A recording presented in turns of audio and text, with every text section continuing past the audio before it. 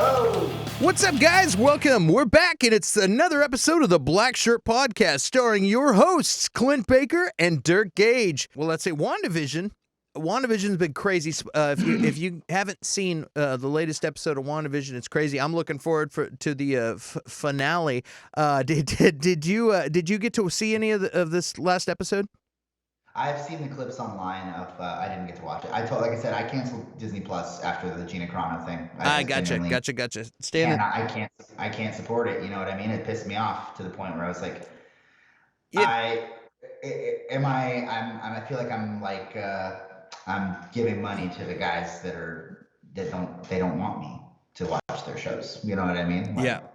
So it's like, hey, They're going after Bill Burr now. I heard. Yeah, I saw that too. He saw it coming. He said it too. He already knew. Yeah, he pretty much just said, "Look, it's like nice. That's all he said. I watched the interview that he did. He was on doing a podcast with Kreischer, and all he said was, "She's a sweetheart. She was never anything but nice to me."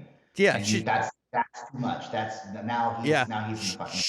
She's a sweetheart. It sucks she got fired. It sucks my friend got fired. It's basically what he said. So, but he's like, yeah, they'll probably come after me now. So and they are. But I wonder how much of that is clickbait from people that are trying to make a story. Because there is this is like, these aren't even real people. That this is some fucking suit at a Disney corporate office that says there's a lot of Twitter stuff on this, and it's like, dude, those are bots. It's not real people. You didn't actually take a sample of what everyone thinks of this. You just took this tiny demographic and acted as if they speak for everyone, and they don't.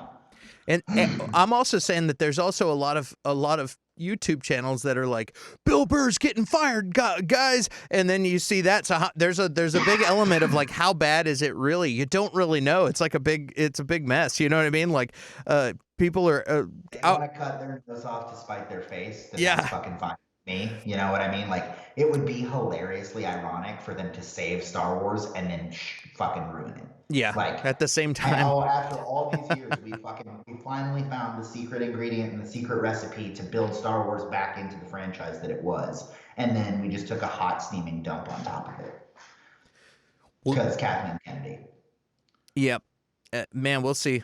We'll see what Mike Zero has to say about this. Well, going back to White Vision, or I didn't even mean to say that. WandaVision. Well, you cannot say White Vision, bro. Yeah, that's racist. That's racist. Yeah, the episode, spoiler alert, of last week. If you haven't seen it yet, you're sleeping anyway. But the end scene has White Vision in it. And you were talking about White Vision last week. You're like, I think is crazy. Yeah, you're like, I hope they don't bust out with that terrible White Vision costume. Sure enough, here he is. Almost as if I had a vision. Oh man. Zang. But so the White Vision costume, just off the dome, what I know about it without having seen the episode, obviously, is that the White Vision costume, it represents Vision without his human side, so that he's just more. He's basically Ultron. He's the White Vision. He's just cold, emotionless. He doesn't give a fuck about anybody. He doesn't care about Scarlet Witch. His original emotions were his emotional core was based off of Wonder Man, and Wonder Man was, I think, in love with Scarlet Witch, and that's part of why Vision is in love with Scarlet Witch. So it's a really cool idea of is this robot having his own feelings, or are they actually just the transposed feelings from somebody else? Can he really love? That's cool. I get that. But White Vision is the lamest costume that he's ever had.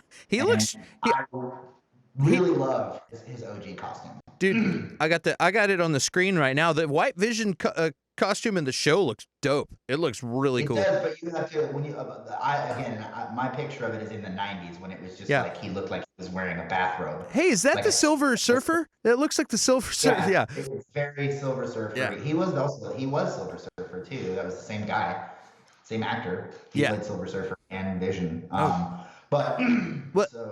Well, the other thing in the comics too is when Hank Pym puts Vision back together, he tries to get Wonder Man's brainwaves to put him back. Yeah, and Wonder Man doesn't want to give his brainwaves, like you said, and it's funny because he's kind of got a robotic personality for a while after that, but eventually there's some latent brainwaves that are inside of him that actually surface, and he does get that part of his personality back. And along with some other brainwaves that they'd put in it. But what my point is, I'm wondering if in this show they send him in there as a killing machine, because Director Hayward's the one firing him up. And I'm wondering if they're going to send him in there and he's going to go do some ass kicking. And then when it becomes time to attack Wanda, if he's about to do something, and then all of a sudden his love for Wanda is going to wake him up. And because they really went out of their way to have her go over and go, she scanned him kind of. And she's like, and she said, "You're different." She said, "You're not in there." But but it'll be a very dramatic thing if his love for her, he was in there the whole time and he comes back. So that's exactly what's going to happen. It's for sure. I would love to see Wonder Man show up. Like, if we're gonna do obscure Marvel characters, why not? Yeah, awesome. Wonder Vision. Wonder Vision, yeah. Or it would be cool if they just did like an episode where it was like, like a flipped version of like, oh, the Vision's not here, it's Wonder Man. You know what I mean? Like, instead, kind of like they did with Quicksilver, where it's like, oh, they're technically the same, they're different, but they're the same. If you're talking about their personality, Vision is Wonder Man. He's based off of the human aspect of Wonder Man. So yeah, that would be really interesting, but it also might be too deep of a cut for them to do. Well, I say that, and we get an Eternals movie. So here's the deal, though. They got Director Hayward to deal with. Yeah. And they're only doing I think it's 47 minutes on this last episode. You got Monica Rambeau, who's Spectrum now. You've got the Silver Surfer, who I like to call, or not Silver Surfer, but Quicksilver, who I like to call the Quicksilver Fox because he's from the Fox universe. Quicksilver Fox. Mm-hmm. I said it. Good. Horn. Yeah.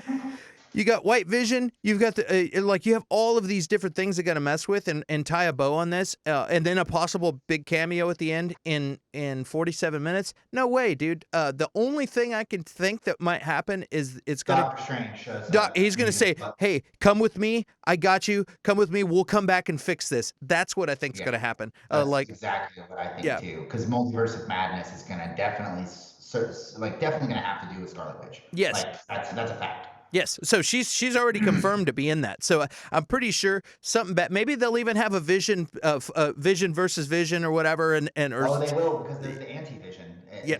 In the olden comics. There was a second version of Vision version, who he was it was like White Vision versus Red Vision. Yeah, and I'm sure that's what's going to happen. So this might be Feige's chance to like tip his hat to that and tip his hat to West Coast Avengers of him getting disassembled and put back together without a personality. He's kind of It would be cool too to give Vision more clout in the Marvel universe, because he kind of got a raw deal in the movies where he just was used as a plot device. He didn't ever really get to show off. He got like that one decent fight with Ultron, and that's it.